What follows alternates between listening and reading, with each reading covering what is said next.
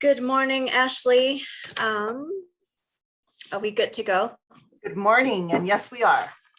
Okay, let's hope a few more stragglers make it to the meeting so we can approve some things.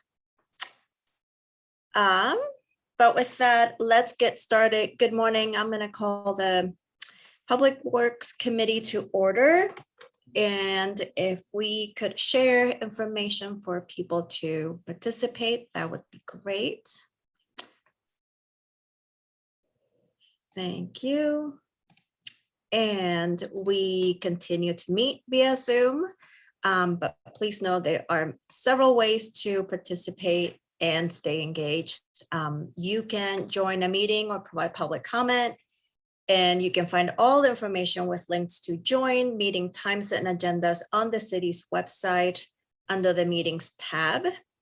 And you can always call City Council at 406-552-6012 or email council at council@ci.missoula.mt.us. And these meetings are recorded, so you can access them later. With that, if we could get a roll call for attendance, please.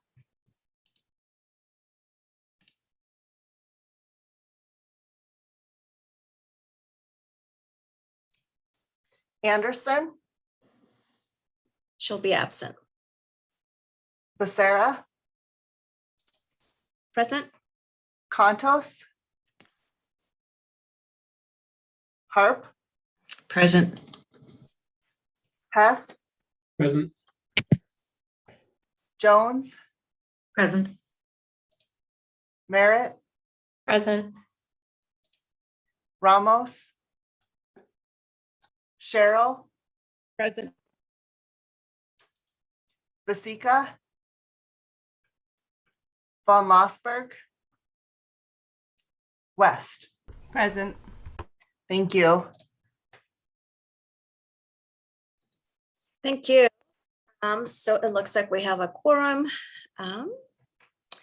And next on our agenda is approval of minutes. Are there any changes to minutes from November 10th? Okay, seeing none, those will stand approved. We will quickly check to see if we have any public in attendance to provide public comment, and we don't. So with that, we will go to our first item on our agenda, and that is a appointment to the Bicycle and Pedestrian Advisory Board for appointment of Aaron Montgomery. And Ben, do you want to speak to it? Sure. Yeah. We're excited by all volunteer appointments to the Bike Ped Board. It's great when people show interest and enthusiasm to engage with the city in this capacity. It's really a neat service that that we have kind of citizen advisory boards to help kind of provide different perspective on what we're doing at a project and policy level. But this one is particularly exciting. Aaron Montgomery comes to us having lived the last couple years in Missoula, but before that lived in Europe, and also has a master's in urban planning from University of Washington. And so I think that she is really well positioned to help us with some of the challenges that we face surrounding mobility, surrounding how to, achieve some of our goals and bring some of our plans into the next stages. And so I'm excited about this appointment. Erin actually attended our last Bike Ped Board meeting and already is making great contributions. And so fully support her appointment, and I'm excited that that you're considering it. Great, thank you, Ben. Yes, I saw on her application that she's a fellow MUPer. She has a master's of urban planning with an emphasis on bicycle and pedestrian planning. So I think she'd be a great addition to that board. And so the motion is for a confirm the mayor's appointment of Aaron Montgomery to the Bicycle and Pedestrian Advisory Board. for a term beginning immediately and expiring on September 30th of 2022. And Amber. Yeah, she sounds like she'll be a great addition. I'm endlessly appreciative of citizens that spend their time volunteering, and it sounds like she's going to be have some great contributions to the sport. So I'd be happy to make the recommended motion. Great, thank you. We have a motion on the floor. Still no public to provide public comments. So with that, we'll take a roll call vote, please. Becerra, Yes. Contos, Yes. Harp, Yes. Hess, Yes. Jones, Yes. Merritt, Yes. Cheryl, Yes. West. Yes. Okay, that is 8 yeses and 0 no. Great, so that will be on our consent agenda. Thank you, Ben, and thanks to Erin for volunteering her time. Yeah, thank you all. Have a good day. You too, Ben. Our next item on the agenda is a bid award with Prospect Construction for the Cooper Street Alley water main replacement, and Andy is here to present. Go ahead, Andy. Hi, thanks for having me. I'm Andy Schultz, city engineer for utilities, and I'm here to ask the council award a bid for the Cooper Street Alley water main replacement project to Prospect Construction. I can just share a quick map so we can all know where we're talking about. So hopefully, can you guys see this? Yeah. Okay, perfect. So to orientate ourselves, we're over kind of where Toole and West Broadway intersects, actually really close to the Missoula Water Building. So we currently have a 6-inch Cal main water main that runs in an alley just behind Cooper Street. And it's got a known leak history. We know that we've done lots of repairs on it, and so know that it's ripe for replacement. It's been high on our list to replace for a long time. We've been hesitant to do it because it's a very challenging project. Being in an alley, first off, is really small and constraining. But then on top of it, we've got a sewer main and a gas main, the existing water main, and then all the water and sewer services. So it's definitely a challenge. And so what this project what we'll be doing is actually boring the water main through the alley, and then open cutting across the streets in an effort to facilitate the construction and minimize conflicts with existing utilities. That being said, it's a difficult project, and so that was kind of reflected in the bid numbers that we got. But we knew that going into it, that lots of time and effort, and boring is always there's some uncertainty there. So the contractor works it into his bid. But this is a water main that we definitely want to replace. So this project in total will replace 5 blocks of water main, including upsizing a water main in Bulwer Street, and installing a new fire hydrant there as well. So all told, it'll be 1,250 linear feet of water main. And the total bid is $1,013,580.50. That'll be paid out of the Water Enterprise Fund. And so I guess I should also mention that we did evaluate other alternatives, such as there is a water main that fronts these houses, at least for part of it, in Cooper Street, and then in Toole as well. And we did look at, could we run services off of those mains and abandon the main in the alley totally? But we basically have to get those services to the backs of the house where the existing water services come in. And so that turned out to be a much more expensive option. So we think that this is our best alternative to construct this and get a leaky water main out of our system. Happy to answer any questions. Thanks, Andy. I see Jordan and then Heather. Go ahead. I'll make the recommended motion and I have a few questions. And Andy, you answered one of them, which was around alternatives explored. And I suppose that coming in from the front would also involve a lot of disruption to people's yards and landscaping and a lot of less tangible impacts as well. Is that fair? Yep, definitely. Okay. How do you connect? Do you just excavate down to each individual service then after the water main is bored in? Yep. So yeah, it's nice because we can bore the main, but we do have to reconnect every service. So we'll still be in there with an excavator, just at a much shorter distance, just going across and just connecting right at the existing main on one side. And then on the other side, we'll just connect right where we cross the service. Okay, great. And then Cooper Street, just unrelated, is where the 24-inch main is, correct? I believe so. You caught me off guard, but Oh, that's okay. I can verify that. But yeah, I do believe that is the 24-inch. Okay, great.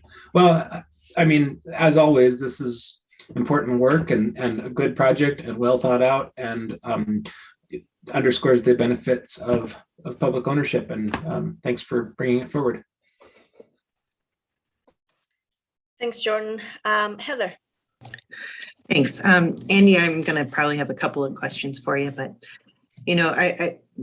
this particular project is complicated, but I don't know if most of us understand why it's so complicated compared to a typical project where the water, the sewer, and what am I forgetting? And Gas lines are connected. So could you explain that to us first, please? Sure. So, the typical alleys is probably only about 20 feet wide anyway. Normally when we're doing a water main replacement project, we're out in the street and we're able to kind of shift the water main around so that we're either just doing a direct crossing of utilities or we maintain enough distance that we're not going to expose those utilities. In this instance, that we're trying to attempt to do that by doing a bore. Part of the issue with boring around here is that there's a lot of uncertainty. A lot of times the boring machines, they go really well for a while, and then all of a sudden they will hit a giant boulder deposited by a glacier or glacial Lake Missoula, or who knows what else buried down below, and it'll deflect the bore and they can't control it and keep it online. And so at that point, they end up digging it up anyway. So some of that uncertainty gets built into the bid price. And I think one of the other challenges that we're going to face is there's a lot of sewer services that come off here, and those sewer services you can't locate very well. So we have worked with the wastewater crew, and they have TV'd that sewer main, and so we know where the sewer services are. We just don't know how deep they are. So there's going to be a lot of verification that go into that to make sure we don't just like bore straight through a sewer service and interrupt somebody's sewer service. So they'll either be physically potholing down, making a small hole in the ground to measure down to the top of the sewer service, or running an individual camera down each sewer service to get a depth and exact location. So I think some of those are some of the considerations that go into this and the extra costs that we're seeing. Appreciate you pulling back the curtain on that. So this being a location where you have to have all three services in the alley, is that a common distribution system in this neighborhood, or is this kind of a one-off kind of project? This is fairly one-off. If you see the project map, you can kind of see that there are a couple of areas to the west here that also have a continuation. Those mains are in better condition, so I think we will be in this position again to replace the mains in the alleys here and there, but this definitely not a typical or ideal scenario. So we wouldn't allow this for new construction or any sort of new development. We generally like to see the sewers in the alley and the water mains in the street, and that way you have maximum amount of options for alignments and that sort of thing. Okay, thank you. I appreciate your context today. Yep. Thanks for those questions, Heather. Next, I believe, let me double check. Who is next? Julie. Thanks. Yeah, did we get a motion? yet on this? Okay. Yeah. Okay. Just looking at this on Google Maps, there are some really narrow spots in that alleyway, it looks like. So I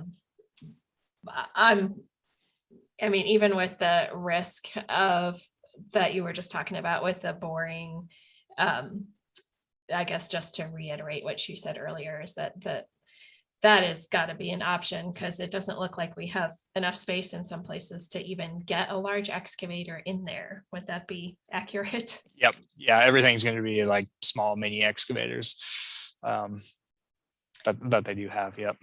It looks also potentially like maybe there are some garages that might be encroaching on the right of way a little bit. Are we going to do anything about that as part of this project, or just? Nope. No. Okay. Yep. We'll just focus on the water main, and yeah, that's it. Thanks, Andy. Appreciate it. Okay, and Heidi.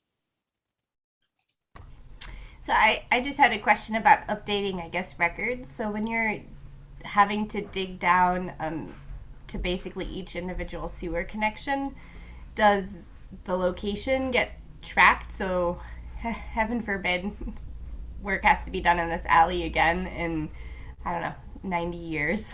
There's a record of where things are, so it's easier next time someone has to access these services. Yep. So IMEG is our consulting engineer on the project, and they'll be doing construction oversight. So typically what we see on the project is they require the contractor, they give them several sets of plans, hard copy in the field, and require them to mark up different changes to the plans as they go, typically in different colored pencils. So there's, different, if something's not there, they mark it in a different color, and vice versa. If something is there that wasn't expected, and then the engineer does the same thing out there, and then we also provide some records as we're out there. We'll provide measurements and whatnot. So at the end of the project, part of the consultant's IMEG's deliverable is an as-built drawing that will include the depths and bunch of the measurements that we have. So we should have really good records. Thank you. Yep. Thanks, Andy. As someone who used to live not too far from here, yes, this area is notorious for big volume rocks under topsoil. If you've ever tried to grow anything in your backyard in this area, it's a challenge. And this is a really old part of town with a lot of the challenges that come with older, narrow alleys and streets. So definitely a challenging project, and one that's been contemplated for a while, that I think that there's probably no indication, Andy, that the cost would be any less if we wait longer. And this is probably something we don't want to wait. So do you know when this is scheduled to happen? I don't know for a fact, but I think as early in the spring as they can get out there. One advantage of this project is with boring, you don't necessarily need good weather. So there's a possibility that they would start very early spring. But yeah, anticipated this spring. Great. Thank you. And we have a motion on the floor. Still no public in attendance to provide public comments. So if there are no further questions, we'll take a roll call vote. Okay, seeing none, let's take a roll call vote, please.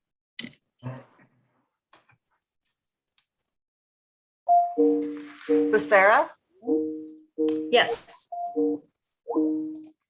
Contos, Yes. Harp, Yes. Hess, Yes. Jones, Yes. Merritt, Yes. Cheryl, Yes. West. Yes. That is 8 yeses and 0 nos. Thank you. Thank you, Andy, for the presentation, and that will be on our consent agenda. And we have no further business on our agenda. So with that, we would be adjourned. Thanks, everyone.